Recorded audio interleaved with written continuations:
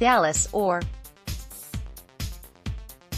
when an Oregon Valley famed for its wine heats up under the afternoon sun, Pacific Ocean winds rush through a dip in the mountains, cooling the grapes in Jeff Havlin's vineyards.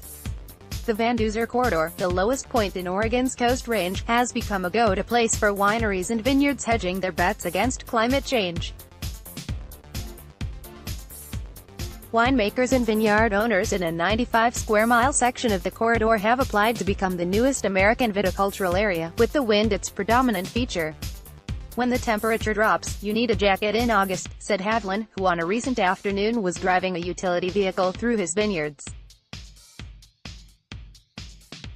From South Africa's drought-stricken vineyards, to France's noble chateaux, to sunny vineyards in Australia and California, growers and winemakers say they are seeing the effects of climate change as temperatures rise, with swings in weather patterns becoming more severe.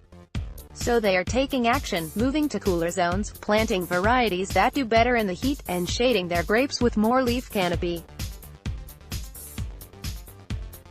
As areas once ideal for certain grapes become less viable, causing earlier harvests and diminished wine quality as grapes ripen faster, one-city sites like the Duzer Corridor are coming into their own. Northern California's Petaluma Gap, which like the Duzer Corridor, sucks in ocean breezes, was designated one of America's newest viticultural areas in December.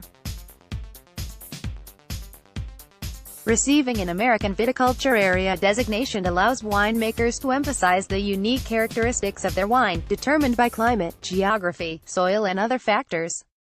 "Even though we have those heat waves just like Napa and Sonoma, we still have the cool breeze in the afternoon and the cooler temperatures at night, and the fog in the morning," said Ria Diversa, director of ranch operations at McAvoy Ranch, a Petaluma Gap vineyard. The area's slogan, "From Wind to Wine," California winemaker Aaron Jordan said, "People would have looked at you like you had 3 heads if, 30 years ago, you told someone you were going to grow wine grapes there." His Philo winery, based in the Napa Valley, recently bought 80 acres in the Duzer Corridor and opened a winery nearby. The corridor now has a half-dozen wineries and at least 17 commercial vineyards, with more on the way. Grapevines can tolerate heat and drought, and dry farming is traditionally practiced in parts of Europe. But the past 4 years have been the planet's hottest on record, and more warming is expected. A hot topic: even minor weather variations that occur vintage to vintage can change the grape's sugar, acid and tannin content, affecting the wine's taste and characteristics. Familia Torres, a major wine producer based in Spain with wineries in California and Chile, bought land 4,000 feet high in the Pyrenees foothills as an investment in cooler climates. Average temperatures at the company's vineyards have risen 1.8 degrees over 40 years, with the result that harvests are now about 10 days earlier than 20 years ago, company president Miguel Torres said in an email. Torres called climate change a very serious worldwide problem for winemakers and said that, beyond changing viticulture practices, they should also try to reduce their greenhouse gas emissions.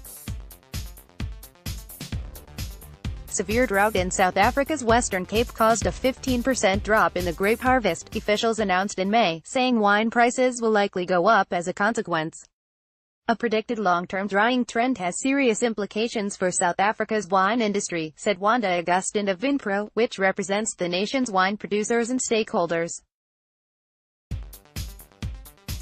In longer term, producers will have to look at quality, drought-resistant vines which produce more flavor, acidity and intensity, but have lower water needs, Augustine said. Winemakers are starting to set up in Brittany, France's northwesternmost region, which previously was undesirable because of Atlantic wind, rain and lack of sunshine. These days, vineyards are even planted as far north as Sweden. Greg Jones, one of the world's authorities on climate change and wines, will be there in the summer as a keynote speaker at the Vintners Wine Conference, which will examine cooler climate wine production. 16 cool climate regions warmed by 2.52 degrees from the late 1800s through 2015, Jones noted at an earlier conference. "If things keep going the way they're going, then we have some real challenges," Jones said. If you're growing grapes in a given environment today with what we have going on out there, you should be trying other varieties in small numbers to see how they perform. While the warming trend is pushing some hotter wine regions out of optimum temperature range, it has made places like Oregon more suitable, particularly for Pinot Noir, a finicky, thin-skinned grape. When the Pinot Noir pioneers arrived in Oregon from California in the 1960s, they had to contend with shorter growing seasons, more frost, winter freezes and more rain during harvest time, Jones said. They adjusted their farming techniques, and the climate became milder.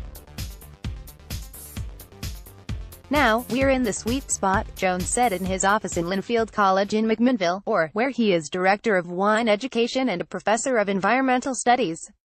Changing answers, but eventually, if the trend continues, that perfect intersection between the weather and the grape clones being used today will fade.